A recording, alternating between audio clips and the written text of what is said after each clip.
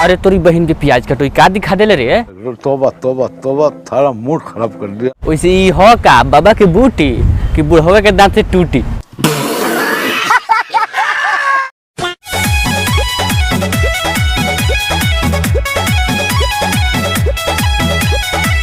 अबे झिंगा के झाड़े से दिखे वाला इंसान ई भाभी के कमर ह ना कि पोखरा के मछरी कि सीधे बियल में हाथ डाले तारा। अब भाई के एक्सप्रेशन तो देखो, ऐसे लागे था जैसे कि भैंसी गण में हाथ डाल देले बड़न।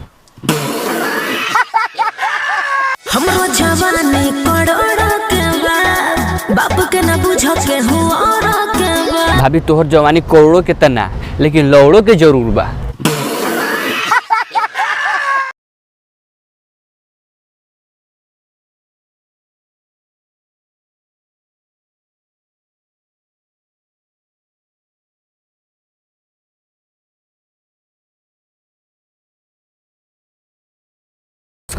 तोरा तो सुपर डांसर में होई के चाहिए ना भाई। बतावो लोग भैया का एनर्जी से हिलावी तरन। सही पकड़े हैं।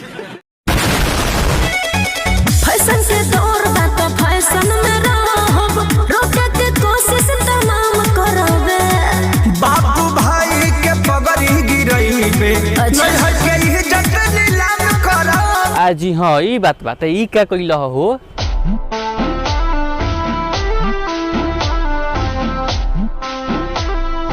ना भाई बतावो लोग भैया वीडियो के आड़ में तो भाभी के पूरा टोटा लेलन। अब भाभीओ के ज्ञान पे लेता रहा। इस बात के ऊपर 64 मुट्ठों की सलामी बनती है। यार के प्यार जब लेना भेटाई, मूड ना कबले फरेस होई रे। कुंवर में के थाती जो गावल दिन रात, प्रमोद के लहगे का पेश होई रे। प्रमोद भैया एक बात बताओ, भाभी तोरा कावना एंगल से जो गावल माल लागत तारी। भाई हम बताओ ही तानी, भाभी तोरा का अगर जो गावल माल लागत तारी तो भाई तोरा से बड़का दुनिया में कोई चुतिया हो ही नहीं है।